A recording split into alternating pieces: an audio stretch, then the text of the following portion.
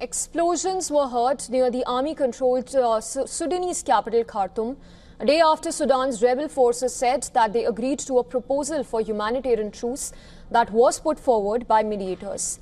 Residents in Greater Khartoum area said that they were awoken by the sound of explosions near the Wadi Saidna military base. Another resident said that they heard a drone. Now, he said that the people in the area heard a drone overhead around 4 a.m. before an explosion struck near a power station, resulting in outage in this area. The paramilitary rapid support forces, at war with the regular army for more than 2 years, said that they have agreed to a proposal by Quad countries, the US, Egypt, UAE and Saudi Arabia. The announcement also comes days after the RSF captured El Fasher, which dislodged the army from its last stronghold in the vast western Darfur region. They have since been accused of mass killings, lootings and even sexual violence in the region. The military-aligned government have not commented on the RSF announcement as of yet.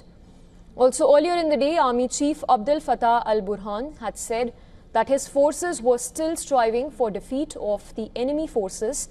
The government had indicated earlier this week that it would press on with the war following an integral meeting on a ceasefire proposal. Mediators' plan outlines a 3-month humanitarian truce in all of Sudan's regions. And during the ceasefire, efforts would be made to bring the RSF and army together on talks on permanent ceasefire, the peace deal that could happen. However, hopes for peace are not high as of now. Most of the Sudanese are not against peace, and the peace is good, as people say, but there are thousands of displaced people. Also, how many times did the RSF start a ceasefire, then they breached it? So what are the guarantees?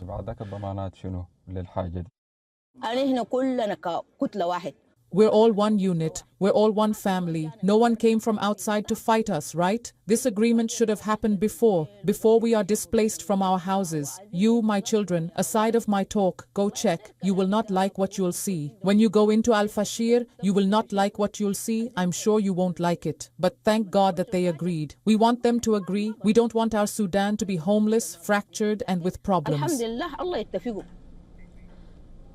Meanwhile, Yale researchers reported new satellite imagery that showed activity consistent with mass graves being dug in the city of El Fasher. It also noted the appearance of long trenches as well as the disappearance of clusters of objects consistent with the bodies. The World Health Organization had reported the killing of more than 460 patients and medical staff at that hospital during the city's takeover. United Nations Human Rights Council announced on Thursday that it would even hold an urgent session on situation that prevails in El Fasher next week. Both sides have been accused of committing atrocities over the course of this war. The fall of El Fasher gave paramilitaries control over all 5 state capitals in Darfur region. For now, the RSF dominates Darfur and parts of the south, while the army holds the north, east and central regions along the Nile and the Red Sea. The conflict in Sudan, raging since April 2023, has pitted the forces of Army Chief Burhan against those of his former deputy, RSF commander Mohammed Hamdan Dagalo. UN says that it has killed tens and thousands of people, displaced millions more and created the world's largest displacement and hunger crisis. For more details, our correspondent Luisa Oleniai has sent us this report. Sudan's RSF has agreed to a proposal from the US for a humanitarian ceasefire in order to allow the urgent delivery of aid. This comes as international condemnation increases over reports of mass killings by its foot soldiers in a deadly massacre in capturing El Fasher, which gave RSF control of more than a quarter of the territory, creating a partition line for 2 countries.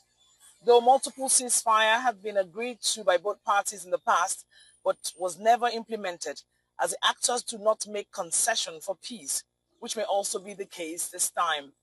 On Tuesday, Sudan Defense Minister Hassan Kabrom said that preparations for battle against the RSF were ongoing and it is Sudan's legitimate national right. Explosions were also heard near the army-controlled Sudanese capital, Khartoum, causing power outages, as reported by witnesses. The hope of the truce hangs in the balance.